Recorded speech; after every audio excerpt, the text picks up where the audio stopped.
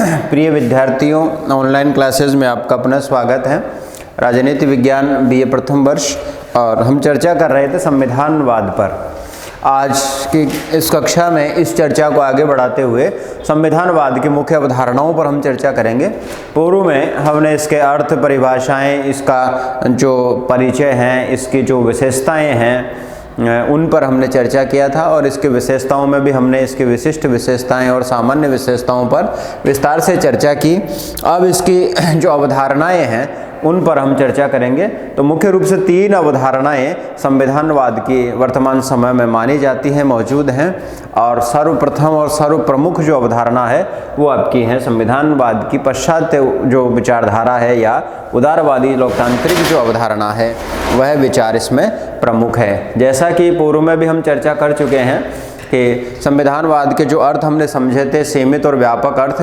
तो सीमित अर्थों में तो संविधान के अनुसार शासन का संचालन ही संविधानवाद है, लेकिन उसके आगे हमने ये भी कहा था, ये भी देखा था कि संभव है कि स्वयं संविधान ही किसी विशिष्ट राजनीतिक दर्शन पर आधारित हों, तो वहाँ पर वास्तविक अर्थों में संविधानवाद नहीं हो सकता, क्योंकि संविधानवाद संविधान के अनुसार शासन की जो कल्पना करता है उसमें विधि शासन को प्रमुखता दी गई है। शासक वर्ग की स्वेच्छाचारिता को रोका गया है। सीमित शक्तियों के शासन की कल्पना की गई है। शासक और शासित के बीच के संबंधों पर चर्चा की गई है।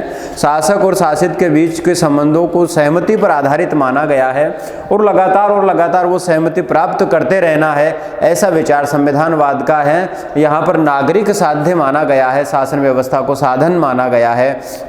नागरिक के मौलिक अधिकारों की जो व्यवस्था है वो संवैधानिक रूप से की गई है और न केवल अधिकारों की संवैधानिक व्यवस्था की गई है बल्कि अधिकारों की प्राप्ति के उपबंध भी संविधानों में किए गए हैं। तो इस रूप से संविधानवाद का वास्तविक, व्यापक और सही मायने में अर्थ यही है कि लोकतांत्रिक शासन में जो सीमित शासन की अवधारणा, विधि शासन की अवधारणा, सहमति पर आधारित शासन और लोकतांत्रिक व्यवस्था में मौलिक अधिकारों की स्थापना और उनके प्राप्त करने के जो उपबंध हैं, उन सबका दर्शन एक साथ ही हमें इसकी व्यापक अवधारणा के रूप में उदारवादी लोकतांत्रिक अवधारणा में दिखाई देता है। और हम अगर कहें कि संविधानवाद का जो वास्तविक स्वरूप है वह उदारवादी लोकतांत्रिक विचारधारा है, विधि शासन जिसमें शामिल है, अगर ऐसा शासन कहीं है तो हम निश्चित रूप से उसे जो है संविधानवाद कह सकते हैं। और ये मुख्य रूप से वर्तमान समय में उदारवादी लोकतांत्रिक शासन की अवधारणाओं में ही दिखाई देता है। एक मुख्य प्रणाली के रूप में संविधानवाद जो है किसी राजनीतिक समाज के उद्देश्य और उद्देश्यों की प्राप्ति के साधनों से संबंधित अवधारणा है, जिसका अर्थ यह है कि जिन राजनीतिक समाजों में उद्देश्य और उद्देश्यों की प्राप्ति के साधनों के बारे में आधारभूत एकता और समानता पाई जाती है, उन समाजों में एक प्रकार की संविधानवादी अवधारणा दिखाई पड़ती है। किंतु जिन राजनीतिक समाजों के उद्देश्य और उन उद्देश्यों की प्राप्ति के साधनों में आधारभूत अंतर पाया जाता है, उन राजनीतिक समाजों में, उन सिविल सोसाइटीज़ में संविधानवाद की अवधारणा में भी भिन्नता होती है। विभिन्न राजनीतिक समाजों के उद्देश्य और उद्देश्यों की प्राप्ति के साधनों के आधार पर आधुनिक युग में इसकी 3 जो अवधारणाएं स्वीकार की गई हैं। और प्रथम अवधारणा इसकी पाश्चात्य उदारवादी लोकतांत्रिक अवधारणा है। ये वास्तव में उदारवादी राजनीतिक दर्शन है जो पाश्चात्य लोकतांत्रिक अवधारणा है, मूलतः एक लोकतांत्रिक विचारधारा है, अतः इसे उदार लोकतांत्रिक संविधानवादी अवधारणा भी कहा जाता है। वस्तुतः पाश्चात्य जो संविधानवादी अवधारणा है इसके उदारवादी दर्शन द्वारा राजनीतिक मूल्यों और साध्यों को स्वीकारा गया है। इसके निश्चित राजनीतिक मूल्य हैं, इसके निश्चित राजनीतिक साध्य हैं। क्योंकि अगर हमें पिछले क्लासेस की कुछ बातें याद हों, लोकतंत्र में हमने कहा था कि ये मूल्यों और साध्यों से संबंधित अवधारणा है, या यूँ कहें कि ये आदर्शवादी अवधारणा है, आदर्शवाद को स्वीकार करता है। और सबसे बड़ा और सबसे प्रमुख आधार ये व्यक्ति की अधिकतम स्वतंत्रता का हिमायती हैं, व्यक्ति की अधिकतम स्वतंत्रता का हिमायती है। इसके साथ ही लोकतंत्र व्यक्ति की स्वतंत्रता की जो संकल्पना लोकतंत्र करता है उसमें वह समानता को भी आवश्यक मानता है, क्योंकि स्वतंत्रता और समानता जो है लोकतंत्र के जो विचार हैं उसको आधारभूत दर्शन प्रदान करते हैं। तो अधिकतम स्वतंत्रता हो व्यक्तियों के बीच राजनीतिक समानता हो और व्यक्तियों के बीच सामाजिक और आर्थिक न्याय की स्थापना हो और शासन का उद्देश्य लोक कल्याण हो। किसी व्यक्ति, किसी वर्ग, किसी संस्था का उत्कर्ष जो है शासन का उद्देश्य नहीं हो, अपितु लोक कल्याण शासन का उद्देश्य हो। अर्थात ये सामूहिकता पर जोर देता है, ये व्यक्तिवाद के खिलाफ जो है समूहवाद पर जोर देता है। एक प्लूरलिस्टिक सोसाइटी जो इसमें होना चाहिए उस पर ये जो जोर देता है। बहुलवादी समाज को, बहुलवादी सामाजिक संगठन को बनाए रखने पर जोर देता है और व्यक्ति का व्यक्ति होने के नाते जो सम्मान होना चाहिए उस पर भी, ह्यूमन डिग्निटी पर भी ये अवधारणा जो है वो जोर देती हैं। तो इन उदारवादी दर्शन के जो साध्य हैं उनकी प्राप्ति के लिए जैसे व्यक्ति को अधिकतम स्वतंत्रता हो, व्यक्ति को राजनीतिक स्वतंत्रता हो, सामाजिक और आर्थिक न्याय की प्राप्ति हो, या राज्य का उद्देश्य जो है, सत्ता का उद्देश्य, शासन का उद्देश्य लोक कल्याण हो, व्यक्ति कल्याण नहीं हो, कोई वर्ग विशेष, वंश विशेष या समूह विशेष का कल्याण नहीं हो, बल्कि संपूर्ण समाज का कल्याण हो, लोक कल्याण हो, ऐसा उद्देश्य जो है उसका होना चाहिए। तो ये इस विचार के साध्य हो गए और इन साध्यों की प्राप्ति के लिए राजनीतिक सत्ता जो है एक साधन मात्र है। राजनीतिक सत्ता इन उद्देश्यों की प्राप्ति का साधन है। जैसा कि अभी हम जिक्र कर रहे थे कि जो एक व्यवस्था के, एक जो सिविल सोसाइटी के जो उद्देश्य होते हैं उन उद्देश्यों में और उद्देश्यों की प्राप्ति के साधनों में अगर एक रूपता है तो वो संविधानवादी अवधारणा है, और अगर उद्देश्यों और उद्देश्यों की प्राप्ति के साधनों में एक रूपता नहीं है तो फिर उदारवादी अवधारणा, जो संविधानवादी अवधारणा है, उसका वास्तविक दर्शन वहां पर नहीं होता है। तो यहाँ पर हम यही कह रहे हैं कि लोकतांत्रिक जो उद्देश्य हैं उन उद्देश्यों की प्राप्ति का साधन जो है राजनीतिक सत्ता है, और ये इसको सदैव सीमित और उत्तरदायी शासन वाली सत्ता होना चाहिए, क्योंकि राजनीतिक सत्ता की स्थापना के लिए उदारवादी दर्शन लोकतांत्रिक शासन प्रणाली का समर्थन करता है। और उदारवाद की इस साधन संबंधी अवधारणा को पाश्चात्य संविधानवाद ने पूरी तरह अपनाया है। ये पाश्चात्य संविधानवाद की अवधारणा की वैचारिक और दार्शनिक पृष्ठभूमि को प्रकट करता है। उपरोक्त विचार इस उदारवादी पृष्ठभूमि में पाश्चात्य संविधानवाद की सामान्य विशेषताओं और लक्षणों का विकास हुआ है। यद्यपि इनकी चर्चा हम पूर्व में भी कर चुके हैं। संविधानवाद के अनुरूप संविधान होता है, प्रारंभ में ये बात हम कर चुके हैं। विधि के अनुसार शासन व्यवस्था होती है, शासन कानून का होता है, व्यक्ति विशेष का, वर्ग विशेष या शासक का नहीं होता है, शासन की इच्छा का शासन नहीं होता है। और कानूनी प्रभु को राजनीतिक प्रभु के अधीन होना चाहिए, अर्थात राजनीतिक प्रभु जनता को हमने कहा था और कानूनी प्रभु नौकरशाही या राजनीति को हमने कहा था। शक्तियों का पृथक्करण और विकेंद्रीकरण होना चाहिए, मूल अधिकारों की स्थापना होनी चाहिए, उनकी रक्षा होनी चाहिए, उसका प्रबंधन होना चाहिए, और न्यायपालिका जो है संविधान की रक्षा करने में समर्थ होनी चाहिए। शासन व्यवस्था में शांतिपूर्ण व्यवस्था का संचालन और श्रेष्ठ परंपराएं, प्लूरलिस्टिक जो सोसाइटी है वो होना चाहिए, खुली समाज व्यवस्था, सामाजिक न्याय की प्राप्ति, ये जो बातें हैं इनका पूर्व में हम जिक्र कर चुके हैं, और यही वास्तव में उदारवादी लोकतांत्रिक संविधानवाद की अवधारणा का मौलिक आधार है। और इसे ही वास्तविक स्वरूप का, अगर वास्तविक जो संविधानवाद है वो इसका प्रतिरूप इसको कह दिया जाए तो कोई अतिशयोक्तिपूर्ण कथन नहीं होगा, क्योंकि संविधानवादी जो दर्शन है, संविधानवाद का जो दर्शन है वो वास्तव में इसी व्यवस्था में आपको दिखाई दे रहा है, जहां पर विधि की मर्यादा की आस्था हो, शासक वर्ग विधि में, कानून में आस्था रखता हो, अपनी स्वेच्छाचारिता का शासन नहीं करता हो, जन सहमति पर आधारित हो, जन सहमति शासक और शासित के बीच अनवर्त रूप से बनी रहे, इसके लिए बार बार वह सहमति लेता हो। जैसा कि लोकतांत्रिक व्यवस्थाओं में चुनावों के माध्यम से जो है जनता से शासक वर्ग अपनी सहमति प्राप्त करता रहता है, तो शासक और शासितों के बीच की सहमति का ये अनवर्त क्रम ऐसा नहीं होगा कि एक बार सहमति प्राप्त कर ली तो वो अनंत काल तक चलता रहेगा। सहमति पुनः और पुनः लगातार प्राप्त करनी पड़ेगी, और साध्य जो होगा वो व्यक्ति होगा, समाज होगा, न कि राजनीतिक सत्ता होगी, क्योंकि इसके जो उद्देश्य हैं वो वास्तव में लोकतांत्रिक विचारधारा में ही दिखाई देते हैं, विधि शासन की अवधारणा में ही दिखाई देते हैं। तो इस रूप से जहां तक हम अगर ये कहें कि उदारवादी लोकतांत्रिक जो अवधारणा है, पाश्चात्यवादी जो संविधानवादी विचारधारा है, वो वास्तविक संविधानवाद का जो स्वरूप है, तो कोई अतिशयोक्ति नहीं होगी।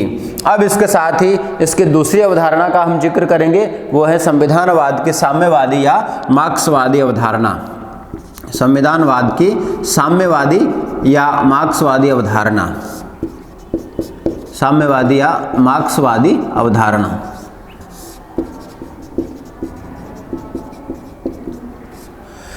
मार्क्सवाद की साम्यवादी या मार्क्सवादी अवधारणा, जैसा कि हम बार बार जिक्र कर रहे हैं, ये अतिवादी विचार हैं और इसमें संविधानवाद का दार्शनिक आधार कार्ल मार्क्स का वैज्ञानिक समाजवाद है। और वैज्ञानिक समाजवाद ने जिन दार्शनिक मान्यताओं और साध्यों की स्थापना की है उन्हें साम्यवादी संविधानवाद ने पूर्णतः अपनाया है। उल्लेखनीय है कि जहाँ तक साधनों का संबंध है, साम्यवादी संविधानवाद ने मुख्यतः लेनिनवाद और स्टालिनवाद द्वारा सुझाए गए साधनों को अपनाया और उसमें द्वंद्वात्मक भौतिकवाद के अनुसार सामाजिक, आर्थिक और राजनीतिक जीवन का विकास स्वीकार किया। व्यक्ति की तुलना में समाज का अधिक महत्व है, आर्थिक शक्ति की तुलना का अत्यधिक महत्व है, आर्थिक शक्ति की तुलना का अत्यधिक महत्व है तथा राजनीतिक शक्ति सदैव आर्थिक शक्ति का अनुकरण करती है। राज्य एक वर्गीय संस्था है और वो पूंजीपति वर्ग की है। जिस वर्ग का समाज की अर्थ शक्ति पर अधिकार होता है उसका ही राज सत्ता पर अधिकार होता है। व्यक्ति को राजनीतिक स्वतंत्रता तब ही प्राप्त हो सकती है जब उसे आर्थिक स्वतंत्रता प्राप्त हो।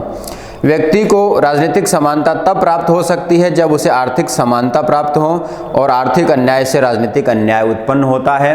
ऐसा दर्शन या ऐसी मान्यता इस विचारधारा की है, जिससे मार्क्सवाद की दार्शनिक मान्यताएं उदारवाद से न केवल भिन्न हैं अपितु उससे एकदम उल्टी भी हैं। अतः साम्यवादी संविधानवाद ने हमेशा से संविधानवाद की उदारवादी लोकतांत्रिक जो पश्चिमी अवधारणा है उसका विरोध किया है और न केवल विरोध किया है बल्कि सामाजिक एक संगठन के लिए, राजनीतिक संगठन के लिए, या यूँ कहें कि समाज में जो वर्ग विभेदन है, जो क्लास स्ट्रगल है, उसके लिए वास्तविक रूप से इसी को जिम्मेदार माना है। क्योंकि लोकतंत्र उनके अनुसार लोकतंत्र वास्तव में शासन की पद्धति न होकर के पूंजीपतियों का शासन के साथ गठजोड़ मात्र है, जो अपने लाभ के लिए ही शासन सत्ता पर काबिज होते हैं और अपने लाभ के लिए ही शासन सत्ता का संचालन करते हैं। तो इस रूप में मार्क्सवादी साम्यवादी अवधारणा जो है वो एक विशिष्ट सामाजिक राजनीतिक दर्शन पर आधारित है, एक विशिष्ट राजनीतिक उद्देश्य की प्राप्ति पर आधारित है। इसके लिए साधन संबंधी अंतर निश्चित रूप से इसमें और उदारवादी लोकतांत्रिक संविधानवादी व्यवस्था में पाए जाते हैं। इसके जो साध्य हैं वो यही है कि राज सत्ता पर पूंजीपति वर्ग का अधिकार समाप्त हो जाना चाहिए और सर्वहारा की स्थापना, वर्ग की स्थापना उस पर होनी चाहिए। उत्पादन के सभी साधनों पर सामाजिक स्वामित्व स्थापित होना चाहिए और संपत्ति का न्यायपूर्ण वितरण होना चाहिए, अर्थात जो व्यक्ति जितना श्रम करे उसे उतना ही वेतन मिलना चाहिए। वर्ग विहीन समाज इनका लास्ट अल्टीमेट है, वर्ग विहीन समाज की स्थापना होनी चाहिए और अंतिम जो उद्देश्य इनका है वो राज्य विहीन समाज, लास्ट अल्टीमेट के रूप में, लास्ट ऑब्जेक्ट के रूप में class less, state less society इनको बनाना है। अतः ऐसे समाजवादी समाज की स्थापना करना इनका उद्देश्य है जो एक वर्ग विहीन और राज्य विहीन समाज हो।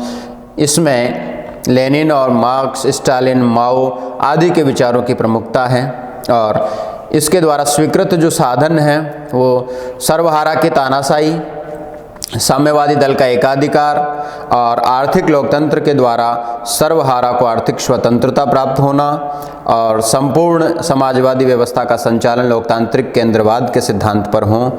शासन के तीनों अंगों की शक्तियों और उनका संगठन समाजवाद की सामाजिक आवश्यकताओं के अनुरूप हों। विधि और न्याय स्वयं में साध्य नहीं होंगे अपितु वे समाजवादी समाज की स्थापना एवं संचालन के साधन होंगे। अर्थात विधि और न्याय इनका सर्वोपरि साध्य नहीं है, इनका साध्य वह विशिष्ट राजनीतिक विचार दर्शन जिसे साम्यवादी समाजवाद हम कह रहे हैं उसकी प्राप्ति है। इसके लिए वो सब कुछ व्यवस्थाओं को उसकी तरफ मोड़ देना चाहते हैं। यहाँ पर व्यक्ति के अधिकार संबंधी विचारों नहीं रखे गए हैं, अधिकारों की जो प्राप्ति है उस पर कोई बात नहीं की गई है, उनकी सुरक्षा पर कोई बात नहीं की गई है, केवल व्यक्ति के कर्तव्यों की बात यहाँ पर की गई है और वह भी हिंसक तरीकों से उस साध्य को प्राप्त करने से भी इनको कोई परहेज नहीं है। तो इस रूप में जो संविधानवाद के सीमित अर्थ हमने लिए थे कि संविधान के अनुसार शासन का संचालन, तो निश्चित रूप से उसको हम उस व्यापक अर्थ के रूप में हम संविधानवाद की एक उत्कृष्ट विचारधारा के रूप में, अवधारणा के रूप में स्वीकार नहीं कर सकते हैं। पाश्चात्य संविधानवादी अवधारणा के समर्थकों ने साम्यवादी अवधारणा के गैर लोकतांत्रिक स्वरूप के कारण इसे संविधानवाद विरोधी अवधारणा कहना ही उचित समझा है। और तीसरी जो विचारधारा है संविधानवाद की, वो जो विकासवादी जो लोकतांत्रिक विचारधारा है, संविधानवाद की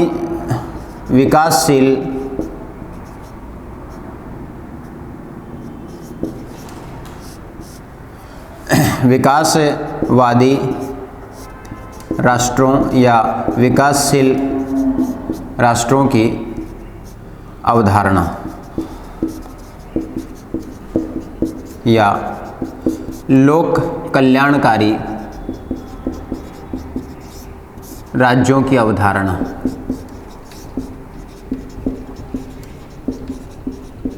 लोक कल्याणकारी राज्यों की अवधारणा। वर्तमान समय में संविधानवाद का ये स्वरूप भी मुखर रूप से दिखाई देता है, जहां विभिन्न विकासशील लोकतांत्रिक राज्यों में पाश्चात्य संविधानवाद के अनेक लक्षण पाए जाते हैं, वहीं इनमें कुछ लक्षण साम्यवादी संविधानवाद के भी पाए जाते हैं। और इन विकासशील लोकतांत्रिक राज्यों ने पाश्चात्य संविधानवाद से अपने साध्य चुने हैं, इसलिए इन्होंने व्यक्ति की स्वतंत्रता को महत्व दिया तथा इसकी सुरक्षा के लिए नागरिक मौलिक अधिकारों की स्थापना भी की। स्वतंत्र न्यायपालिका को स्वीकारा, बहुदलीय लोकतांत्रिक व्यवस्था जैसे साधनों को अपनाया। किंतु इन विकासशील राज्यों ने तीव्र आर्थिक विकास और लोक कल्याण की पूर्ति के लिए राज्य द्वारा नियंत्रित आर्थिक नियोजन की प्रणाली तथा राष्ट्रीयकरण की व्यवस्था को भी अपनाया। ऐसे सभी लक्षण साम्यवादी संविधानवाद की अवधारणा से मेल खाते हैं। अतः कहा जा सकता है कि साधनों की दृष्टि से विकासशील लोकतांत्रिक राज्यों का संविधानवाद साम्यवादी संविधानवादी अवधारणा से भी प्रभावित हैं। विकासशील लोकतांत्रिक राज्यों की ऐसी विशिष्ट परिस्थितियां जिनके कारण उन्हें साधारण रूप से सीमित शासन के साध्य को अपनाया, किंतु कुछ स्थितियों में इन राज्यों में अति शासन की अवधारणा को भी स्वीकारा गया है। जैसे कि विभिन्न लोकतांत्रिक राज्यों में आपातकालीन परिस्थितियों का सामना करने के लिए संविधानों में आपात उपबंधों को भी स्थान दिया गया, जिनमें शासन सत्ता विकेंद्रीकरण के बजाय पुनः केंद्रीकृत हो जाती है और शासन एक निकाय, एक व्यक्ति या एक अंग में शासन सत्ता का सर्वाधिकार आ जाता है। उदाहरण के लिए भारत के राष्ट्रपति को भी आपातकालीन शक्तियां सौंपी गई है, जिनमें अनुच्छेद 352 के तहत संपूर्ण राष्ट्र के शासन प्रशासन का अधिकार राष्ट्रपति अपने हाथ में ले सकते हैं। ऐसा इमरजेंसी प्रोविजन संविधान में किया गया। तो यहाँ पर अति शासन का विचार भी दिखाई देता है। अति शासन का विचार जो है वो वास्तव में संविधानवाद की मार्क्सवादी अवधारणा या सर्वाधिकारवादी अवधारणा से मैच करता है, जो कि उदार लोकतांत्रिक जो संविधानवाद है उससे विपरीत विचार भी हैं। लेकिन इसके साथ ही इन राज्यों ने अपने साध्यों में जो बातें शामिल की, वो जैसे सीमित शासन की कल्पना है, विधि शासन की अवधारणा है, नागरिक मौलिक अधिकारों की स्थापना है, उनको प्राप्त करने के उपाय हैं, न्यायपालिका की स्वतंत्रता है, न्यायपालिका को संविधान का सुरक्षा प्रहरी बनाना है, आदि कुछ ऐसे उपाय हैं जो इनको प्रथम अवधारणा के बराबर लाकर खड़ा कर देते हैं। तो कमोबेश रूप से प्रथम अवधारणा से मिलती बातें इनमें बहुत ज़्यादा हैं, जिससे इनके विकास के रास्ते में अनेक बाधाएं हैं, क्योंकि कार्यपालिका को अत्यधिक यहाँ पर शक्तियाँ सौंपी गई हैं और इनमें राजनीतिक अस्थिरता पैदा करने वाले आंदोलन होते हैं। आर्थिक विकास की जो गति है बहुत धीमी होती है और पॉपुलेशन ग्रोथ एक बहुत बड़ा कारण यहाँ पर है। और यहाँ के समाज परंपरावादी मूल्यों को महत्व देते हैं और आधुनिक संविधानवाद के अनुरूप नहीं होते हैं। अधिकांश राज्यों में चुनाव निष्पक्ष और स्वतंत्र नहीं होते हैं, तो चुनाव द्वारा बनी सरकार की वैधता को चुनौतियाँ मिलती रहती हैं। ये इनकी एक व्यक्तिगत जो वहाँ की स्थानीय समस्याएं हैं। इन राज्यों में संविधानवाद का मिश्रित स्वरूप दिखाई पड़ता है, ऐसा कहा जाना उचित प्रतीत होता है। ये अभी भी किसी स्थिर एक निश्चित प्रारूप को प्राप्त नहीं कर पाए हैं। ये विकास की प्रक्रिया से गुजर रहे हैं, किंतु ये अभी तक स्पष्ट नहीं है कि इनके विकास की निश्चित दिशा कौन सी है। सोवियत संघ और पूर्वी यूरोप में साम्यवादी संविधानवाद के पतन के बाद विकासशील लोकतांत्रिक राज्यों की उदारवादी अर्थव्यवस्था में बढ़ती रुचि के आधार पर अनुमान लगाया जा रहा है कि फिलहाल विकासशील लोकतांत्रिक राज्यों में पाश्चात्य संविधानवाद की दिशा में आगे बढ़ने की प्रवृत्ति बलवती होती जा रही है। तो उपरोक्त विवरणों से स्पष्ट है कि पाश्चात्य संविधानवादी अवधारणा एवं साम्यवादी संविधानवादी अवधारणा अपनी प्रकृति, साध्य और साधनों की दृष्टि से परस्पर विरोधी हैं। व्यवहारिक दृष्टि से आधुनिक युग में साम्यवादी संविधानवादी अवधारणा का निरंतर पतन हो रहा है और अनेक देशों ने इसे असफल भी मान लिया है। किंतु पाश्चात्य अवधारणा संविधानवाद की न केवल यूरोप महाद्वीप में अपनी जड़ें मजबूती से जमा चुकी है, अपितु विश्व स्तर पर इसके प्रभाव में वृद्धि हुई है और इसी अवधारणा को एक मौलिक, वास्तविक एवं महत्वपूर्ण संविधानवादी अवधारणा के रूप में स्वीकारा जाता है। अपनी प्रकृति से लचीली और विकासशील अवधारणा है। इसे सीमित शासन, विधि शासन, व्यक्ति की स्वतंत्रता के सिद्धांत के साथ सामाजिक आर्थिक न्याय एवं लोक कल्याण के रूप में आर्थिक समानता, सामाजिक समानता और राजनीतिक समानता के साधन के रूप में और यूँ कहें कि आधुनिक व्यवस्था के साध्य प्राप्त करने के साधन के रूप में इसको तालमेल बैठाने के रूप में भी सफलता मिली है। जहाँ तक विकासशील और लोकतांत्रिक राज्यों की संविधानवादी अवधारणा का संबंध है, ये विकास की प्रक्रिया से गुजर रही हैं और अभी भी ये किसी निश्चित पैटर्न को प्राप्त नहीं हुई है, या यूँ कहें कि इसके विकास की निश्चित दिशा अभी भी तय नहीं है। यद्यपि ये व्यवस्थाएं भी, ये अवधारणाएं भी बहुत अच्छे तरीके से अपने कार्य कर रही हैं और स्ने स्ने विकास को बढ़ रही है, लेकिन इनकी दिशा अभी पूर्ण रूप से स्पष्ट नहीं कह सकते, या इस दिशा में पूर्ण रूप से विकास होगा या इस दिशा में इनका विकास हो जाएगा। ये आने वाले समय में ही जो है निश्चित निर्धारित होगा। अब इसके बाद में संविधानवाद की जो कुछ समस्याएं हैं, उन समस्याओं का थोड़ा जिक्र हम यहाँ पर करेंगे।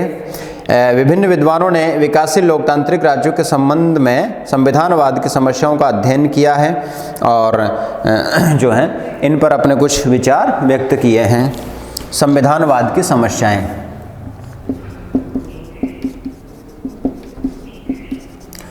संविधानवाद की समस्याएं। युद्धों का भय या युद्धों का वातावरण,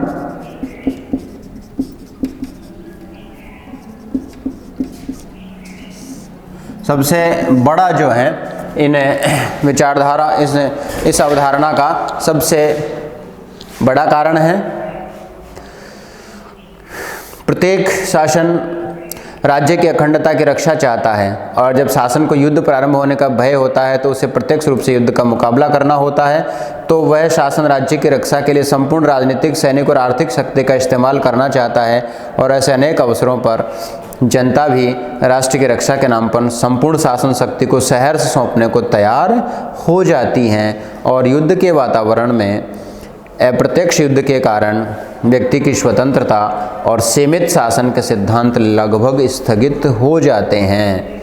और केसी वेयर महोदय कहते हैं कि युद्ध ने संविधानवाद का प्रथम शत्रु होना है। युद्ध ही संविधानवाद का प्रथम शत्रु है, क्योंकि शक्ति विभाजन की जो प्रक्रिया संविधानवाद में के तहत संविधान स्थापित करते हैं या शासन में पृथक्करण का जो बंटवारा है, शक्ति का विकेंद्रीकरण का जो प्रक्रम है, जो पैटर्न है संविधान स्थापित करता है, वो युद्ध के वातावरण में डिस्टर्ब हो जाता है और नागरिक मौलिक अधिकार स्वयं ही समापन की तरफ चले जाते हैं या नागरिक स्वयं उनको छोड़ देते हैं, उनका जो है उनकी प्राप्ति के लिए प्रयासरत नहीं रहते हैं और युद्ध के वातावरण में मनोवैज्ञानिक रूप से संपूर्ण अधिकार शासन को स्वतः स्थानांतरित हो जाते हैं, शासन एकमेक हो जाता है और इस प्रकार जो है युद्ध का वातावरण केसी वेयर के अनुसार संविधानवाद का प्रथम शत्रु युद्ध को इन्होंने माना है। दूसरा जो कारण है वो आपात शक्तियों का दुरुपयोग है। आपात शक्तियों का दुरुपयोग, आपात शक्तियों का दुरुपयोग।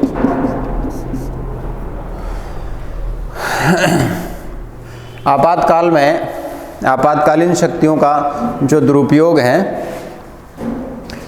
वो भी एक महत्वपूर्ण कारण है। तर्क की दृष्टि से संविधान में आपातकालीन शक्तियों की व्यवस्था को संविधानवाद के रक्षक के रूप में माना जाता है, किंतु व्यवहार में कभी कभी शासक वर्ग अपने खिलाफ पैदा हुए जन आक्रोश को दबाने के लिए और स्वयं को सत्ता में बनाए रखने के लिए आपातकालीन शक्तियों का दुरुपयोग करते हैं। उदाहरण के लिए भारत में 75 से 77 का आपातकाल इस बात का बड़ा उदाहरण है। की। राज्य ने अपने खिलाफ हुए जन असंतोष को दबाने के लिए आपात शक्तियों का दुरुपयोग किया। हालांकि इसके फलस्वरूप तत्कालीन शासक वर्ग को अपनी सत्ता से भी हाथ धोना पड़ा, लेकिन फिर भी ये शासन सत्ता के द्वारा आपात शक्तियों के दुरुपयोग का बहुत बड़ा उदाहरण है। अब ऐसा न केवल इंडिया में हुआ बल्कि बहुत सारे एशियाई और अफ्रीकी राष्ट्रों में बार बार ऐसा हुआ कि 9 स्वतंत्र राष्ट्रों के जो संविधान बने थे और उनमें राष्ट्राध्यक्षों को आपात शक्तियों का मुकाबला करने के लिए जो कुछ प्रोविजंस दिए गए थे उनका बार बार शासक वर्ग ने दुरुपयोग किया। और इस व्यवस्था का महत्व इसलिए भी था क्योंकि जो एशियाई राष्ट्र थे उनमें सामाजिक बहुलता पाई जाती थी विभिन्न प्रकार के। फॉर एग्जांपल इंडिया की अगर हम बात करें तो बहुभाषी राष्ट्र रहा, बहुधर्म राष्ट्र रहा, भौगोलिक रूप से बड़े भौगोलिक खंड इसमें पाए गए, सांस्कृतिक विविधताएं मौजूद रही। तो इन सब कारणों से संविधान निर्माताओं का सोच ये रहा कि किसी आपात शक्ति को जो है उसका मुकाबला करने के लिए इमरजेंसी प्रोविजन उसमें डाले गए जो संविधान के संघात्मक ढांचे के खिलाफ भी माने गए, किंतु इनका दुरुपयोग करके उसके वास्तविक उद्देश्यों से असफल कर दिया गया। तो इस प्रकार के कुछ कारण यहाँ पर मौजूद रहे। इसके अलावा डेस्पोटिज्म भी एक महत्वपूर्ण कारण रहा, निरंकुशतावाद भी रहा, और बहुमत के आधार पर जब शासकों ने असीमित बहुमत प्राप्त कर लिया लोकतंत्र में तो वो निरंकुश शासकों की तरह बर्ताव करने लगे, अधिनायकों की तरह बर्ताव करने लगे। प्रारंभ में जब राष्ट्र स्वतंत्र हुए राष्ट्रीय आंदोलनों से तो उनमें जो राष्ट्रीय आंदोलन के नेता थे उनको करिश्माई व्यक्तित्व प्राप्त हुआ और उस व्यक्तित्व के आधार पर उन्होंने निरंकुश शासन किए। लेकिन पश्चातवर्ती राज्यों में पश्चातवर्ती समय में ऐसी परंपराएं बन गई कि बहुमत के आधार पर जो शासक आता था वह भी निरंकुशतावाद का प्रयोग उस परंपरा के अनुसार ही करता रहा। तो जहां हम निरंकुशतावाद का प्रयोग करेंगे तो संविधानवाद को निश्चित रूप से उसका क्षरण होगा, उसका विनाश निश्चित रूप से होगा। और कई बार अस्थिर और कमजोर जो शासन आए, कमजोर और अस्थिर जो शासक आए उन्होंने भी संविधानवाद के लिए बड़ा खतरा पैदा किया और केवल अपनी शासन चलाने के लिए अनुचित तरीके से शासन का गठजोड़ वो बनाते रहे और अनुचित तरीके से अपने शासन को स्थापित रखने के लिए अनुचित समझौते करने से भी इन्होंने परहेज नहीं किया, जो किसी भी दृष्टि से न केवल संविधानवाद के विपरीत था अपितु लोकतांत्रिक उद्देश्य, लोकतांत्रिक व्यवस्था और लोकतांत्रिक जो सामाजिक ढांचा है उन उद्देश्यों, उन साध्यों के भी विपरीत था। तो इस प्रकार निश्चित रूप से जो संविधानवाद है उसके कुछ समस्याएं भी पाई जाती हैं। नेक्स्ट अगले वीडियो में चर्चा करेंगे।